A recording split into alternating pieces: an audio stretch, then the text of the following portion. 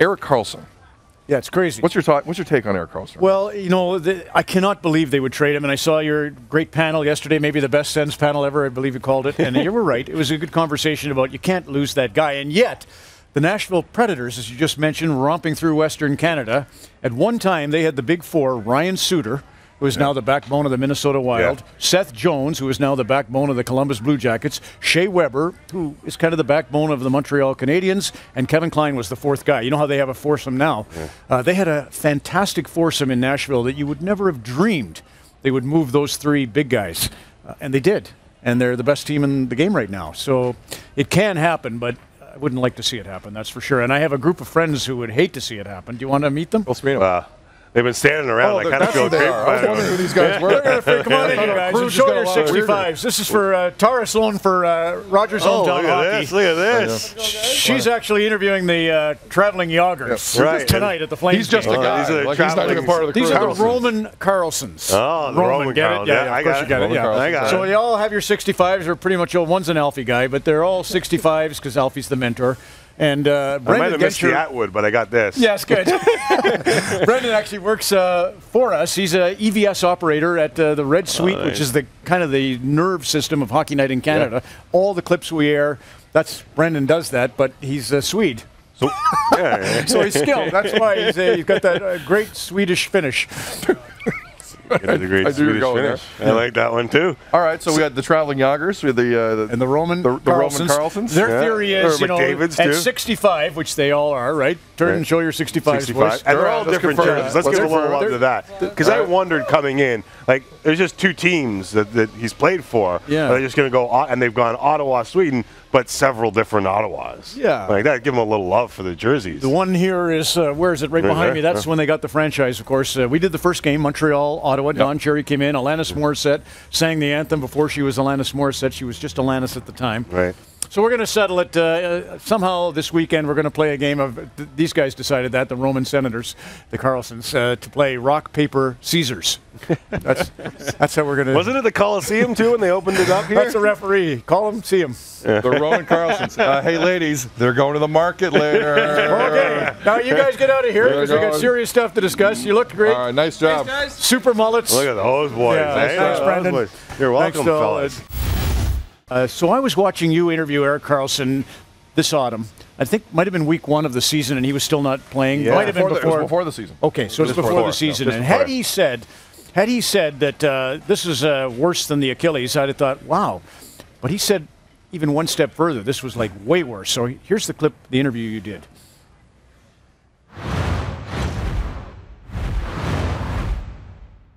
When I look back now, my Achilles rehab and injury was, only a fraction of what I'm going through right now. This is 10 times worse, just in terms of things I can't do and things I'm going to have to do.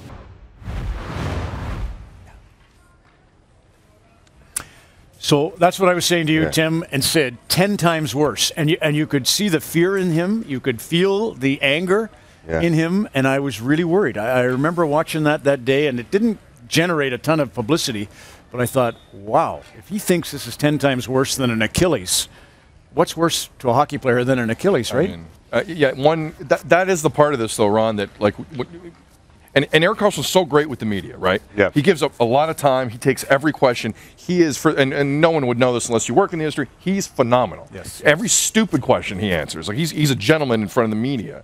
And he's had to face these questions constantly, and obviously the team is struggling too, but everyone's focusing on Karlsson now for a variety of reasons, and he still has not had the proper time, it looks like. Right. And he's trying to do it while playing 25 minutes a night. Yeah. And trying to be that player that he was, and there are just some of the concerns, Ron, not by many, but some of the concerns, we're not going to see the same player again.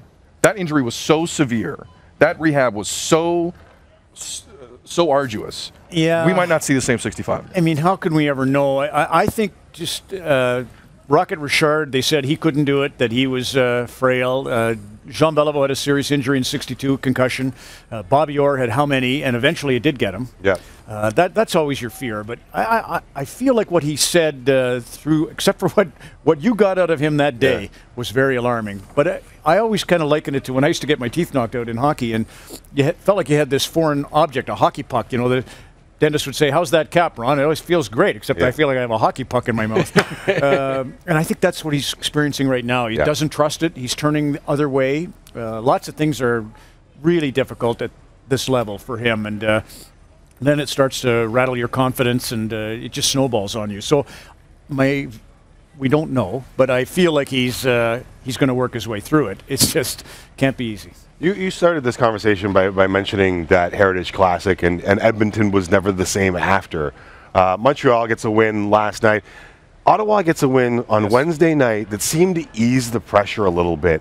And I wondered if they get through this media circus that has rolled into town with Sid and I, with all these questions, it could be the start of a little momentum for them to get back to that team that was one goal away from going to the Stanley Cup final. Like, I feel like if they survive all of this, that's right, Tim. Yeah. You might end up on the other side with your picturesque, a win against the Habs, and then let's go, boys. You reach a point like the Edmonton Oilers is the other team that I keep watching and thinking that's going to happen for them, right? They will somehow get so mad at everybody that the us against the world carries the day. Right.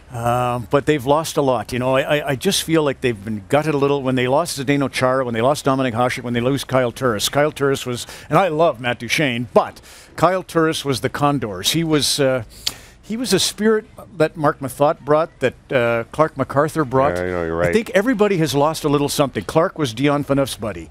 Mathot was Karlsson's buddy. Kyle Turris was a key guy for the Ottawa Senators. And I just don't know that they can rescue this. I think those, when you have an alumni game and you see Alfie's no longer with the organization, when you see Chris Phillips on your show the other day, Wade Redden, these were all the guys who were glue guys. Yeah. They're missing a lot of that. So it's going to be very challenging for them to pull this one out.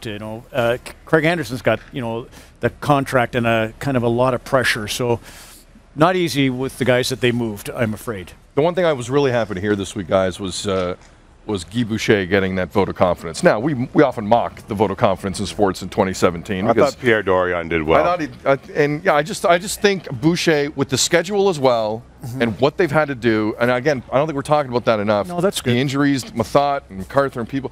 I think Guy Boucher deserves more time, and I was really happy to hear that this week. Paul MacLean was our guest on Rogers Hometown Hockey in Winnipeg, and he said it's nice to see Dave Hackstall survive 10 in a row in Philadelphia. That's right. Felt like it. So it seems to be a little bit of a trend that they're not pushing panic buttons around the NHL, and that's a good staff. Mark Crawford and Guy Boucher are a good yin and yang, so they have an excellent coaching staff. I just worry about, as I say, I feel they kind of gutted a little of the heart and soul of what magic they had. Some of it was because MacArthur unfortunately couldn't play. The Mathot decision, the Turris decision, those I think are questionable.